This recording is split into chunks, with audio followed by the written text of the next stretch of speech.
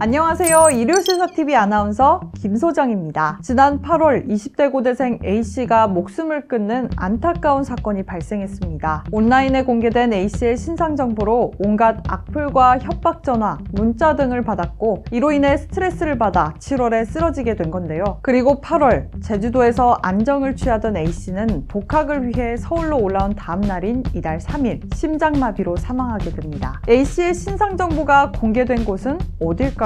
바로 지난 3월에 개설된 디지털 교도소였습니다. 디지털 교도소는 텔레그램 N번방 사건 이후 살인, 성범죄 등 강력범죄를 저지른 범죄자의 신상을 공개한다는 명분으로 개설된 개인정보 유포 사이트입니다. 디지털 교도소의 문제점은 언론을 통해 공개된 범죄자뿐만 아니라 이메일과 인스타그램 DM을 통해 제보를 받고 운영진의 판단에 따라 신상이 공개된다는 점이었는데요. 일각에서는 성범죄에 대한 사법부의 처벌이 솜방망이 수준에 그치는 것에 분노해 사이트 운영진을 자경단이라고 칭하며 정의구현이라고 주장했고요. 또 일각에서는 범죄 사실이 정확하지 않은 무고한 피해자가 발생할 수 있어 인권 침해라고 주장했습니다. 실제로 범죄자라고 추정을 해도 수사기관의 동의 없이 임의로 신상 정보를 유포하는 행위는 엄연히 불법입니다. 결국 디지털 교도소에 대한 경찰 수사가 지지부진하던 사이 A씨의 사망 소식이 터진 건데요. A씨는 텔레그램에서 피치 땡땡땡이라는 닉네임으로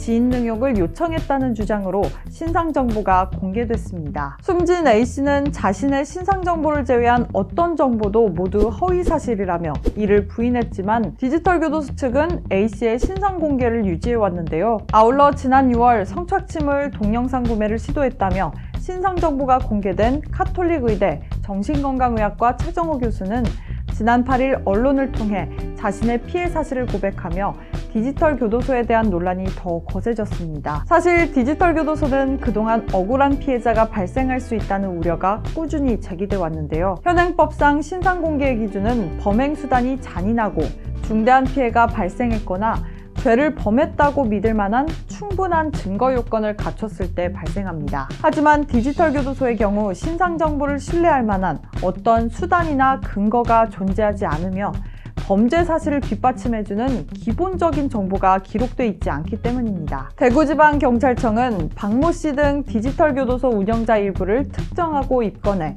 피의자 신분으로 전환해 사건을 수사하고 있다고 밝혔습니다. 우리는 이번 사건을 단순히 마무리 짓는 것보다 왜 이런 사이트가 생겨났고 또 왜 사람들이 열광했는지에 대해 곱씹어 볼 필요가 있어 보입니다. 성범죄에 대한 보다 강력한 처벌이 필요하지 않을까요?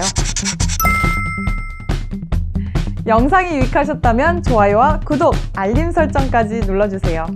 그리고 또 요즘 늘어나는 전동 킥보드 사건 사고가 궁금하신 분들은 이 영상을 클릭 부탁드립니다. 시청해주셔서 감사합니다.